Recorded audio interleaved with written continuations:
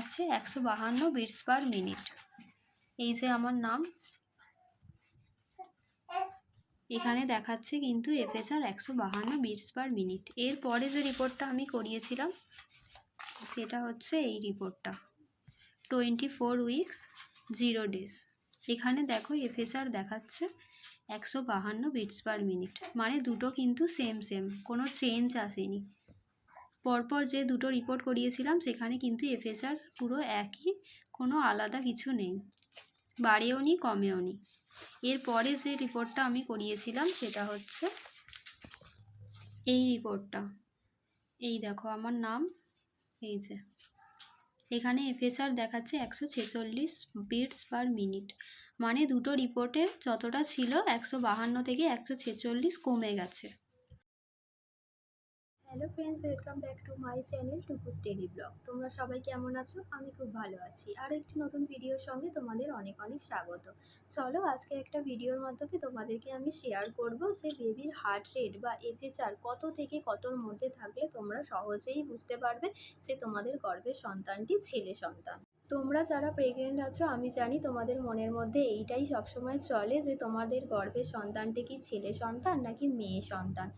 আমি যখন প্রেগনেন্ট ছিলাম আমার সঙ্গেও এটা হতো, আমার মনের মধ্যে সবসময় চলতো যে আমার বেবি বয় হবে নাকি আমার বেবি গার্ল হবে। আমার ভিডিওটা তোমরা স্কিপ না করে পুরোটা দেখতে থাকো, তাহলে তোমরা নিজেরাই বুঝতে পারবে যে তোমাদের বেবি বয় হতে চলেছে নাকি বেবি গার্ল হতে চলেছে। ভিডিওর মধ্যে আমি কিছু সিমটমসের কথা বলবো, সেই সিমটমসগুলো যদি তোমাদেরও মিলে যায় তাহলে তোমরা 100% ধরে নিতে পারো যে তোমাদের একটা বেবি বয় হতে চলেছে।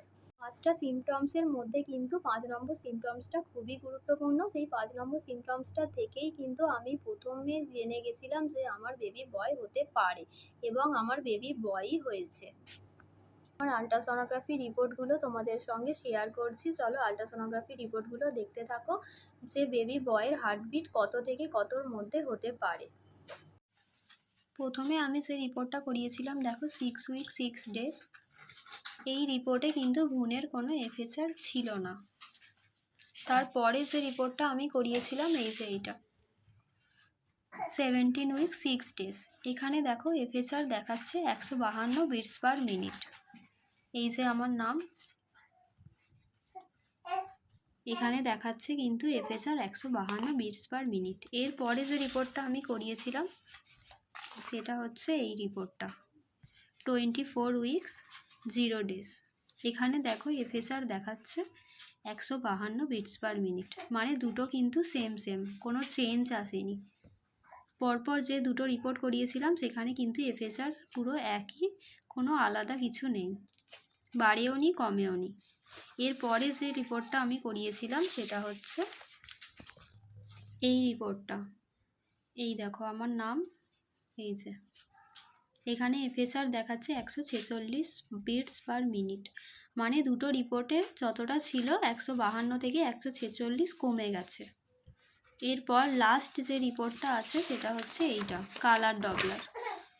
এটা আমার একদম ডেলিভারির আগে 37 উইকে, একদম ডেলিভারির আগে এই রিপোর্টটা আমি করিয়েছিলাম কালার ডপলার। এখানে দেখো এফএসআর দেখাচ্ছে 133 বিটস পার মিনিট, মানে অনেকটাই কমে গেছে। প্রথমে ছিল 152, তারপরে এসছে 146, আর এটা একদম ডেলিভারির আগে এটা 133 চলে এসেছে।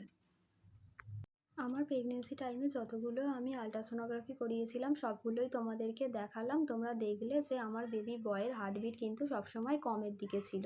তোমরাও তোমাদের আল্ট্রাসোনোগ্রাফি রিপোর্টে দেখবে যে তোমাদের বেবির হার্টবিট যদি কমের দিকে থাকে তাহলে তোমরা ধরে নিতে পারো যে তোমাদের একজন বেবি বয় হতে চলেছে। চলো সিমটমসগুলো তোমাদের সঙ্গে শেয়ার করি। 5টা সিমটমস তোমাদেরকে বলবো, তোমরা সিমটমসগুলো লক্ষ্য করবে তোমাদের সঙ্গে। 1 নম্বর সিমটমসের কথা আমি যেটা বলবো সেটা হচ্ছে মর্নিং সিকনেস। মর্নিং সিকনেসটা কেমন? তোমাদের সকালবেলা ঘুম থেকে ওঠার পর দেখবে তোমাদের গাটা গোলাচ্ছে, বমি বমি পাচ্ছে। ইনফ্যাক্ট তোমরা যখন দাঁত ব্রাশ করতে যাবে তখনও দেখবে তোমাদের গা গোলাচ্ছে। এই মর্নিং সিকনেসটা আমাদের তখনই বেশি হয় যখন আমাদের গর্ভের মধ্যে পুত্র সন্তান থাকে। 2 নম্বর সিমটমসের কথা আমি যেটা বলবো সেটা হচ্ছে মায়েদেরকে দেখতে খারাপ হয়ে যায়। ঠিক আছে? তোমাদের গর্ভে যদি পুত্র সন্তান থাকে না, তোমাদেরকে দেখতে খারাপ হয়ে যাবে। মানে তোমরা রোগা হয়ে যাবে, তোমাদের চুল পড়ে যাবে, এইগুলো হবে তোমাদের সঙ্গে। নম্বর যে symptoms এর কথা আমি শেয়ার করব সেটা হচ্ছে লিনিয়া নিগ্রা। এটা কেমন? এটা হচ্ছে একটা দাগ যেটা আমাদের প্রেগনেন্সি থাকাকালীন আমাদের পেটের মধ্যে দেখা যায়।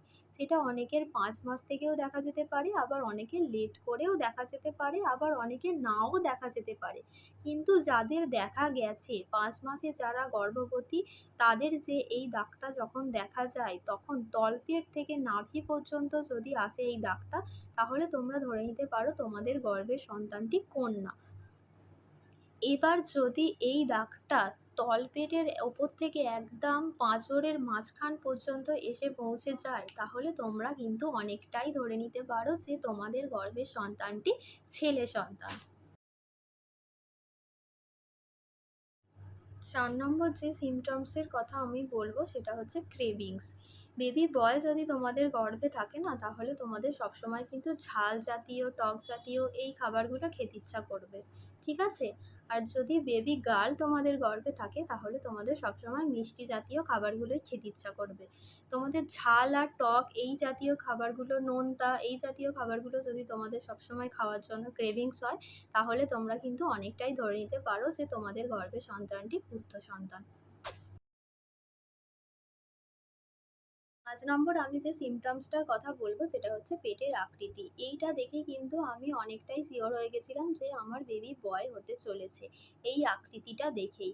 আকৃতিটা কেমন? তোমরা যদি আয়নার সামনে দাঁড়াও না, দেখবে যে তোমাদের পেটটা সামনের দিকে বেরিয়ে আছে।